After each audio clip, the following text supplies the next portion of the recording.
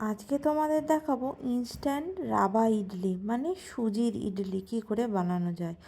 প্রথমে আমি নিয়ে নিয়েছি 2 কাপ চালের গুঁড়ো আর 1 কাপ সুজি। এই অনুপাতেই তোমরা করবে যতটা পরিমাণই নাও না কেন। তারপরে নিয়েছিলাম 1/2 টেবিল স্পুন নুন আর একটা ইনোর প্যাকেট আর 200 গ্রাম টক দই। তারপর আস্তে আস্তে জল দিয়ে মেশাতে হবে। আমি অল্প অল্প করে জল দিয়ে দিয়ে মিশিয়েছি, যাতে ব্যাটারটা খুব বেশি পাতলা না হয়ে যায়। খুব বেশি পাতলা হয়ে গেলে কিন্তু হবে না, মোটামুটি একটু ঘন আর একটু পাতলা হতে হবে, মানে মাঝারি আর কি। তারপরে 15-20 মিনিট চাপা দিয়ে রেখে আবার একটু ফেটিয়ে নেবে। দেখবে যদি ঘন হয়ে যায় বেশি, তাহলে আবার একটু জল দিয়ে নিতে পারো, না হলে তো ঠিকই আছে।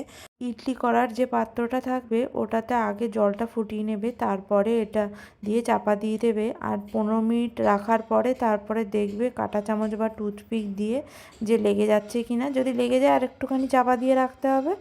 আর তারপরে এরমভাবে উঠিয়ে নিয়ে দেখবে ছেড়ে চলে আসছে। তোমরা চাইলে কিন্তু সেম পদ্ধতিতে মাইক্রোওভেনেও করতে পারো, খুবই ভালো হয়। একবার অবশ্যই ট্রাই করে দেখো।